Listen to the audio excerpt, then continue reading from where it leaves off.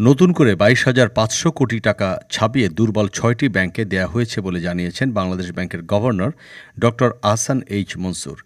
২৮ November Bangladesh ব্যাংকের এক সংবাদ সম্মেলনে এ তথ্য জানান তিনি। গভর্নর বলেন, আগামী রোববার থেকে এসব ব্যাংকগুলোতে টাকা পেতে শুরু করবে গ্রাহকরা। তবে প্রয়োজন ছাড়া অতিরিক্ত টাকা না তুলতে গ্রাহকদের অনুরোধ করেছেন তিনি।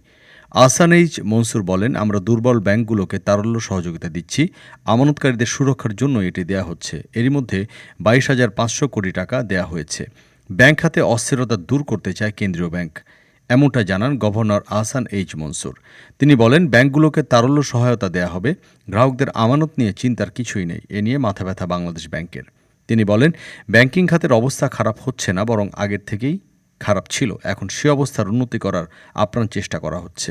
গভর্নর বলেন, আমরা একদিকে তারল্য দেব, অন্যদিকে পুরনো টাকা আস্তে আস্তে বাজার থেকে সরিয়ে নেব। এতে দেশের মূল্যস্ফীতি কমে আসতে পারে। ডেস্ক রিপোর্ট, আজ বার্তা, ঢাকা।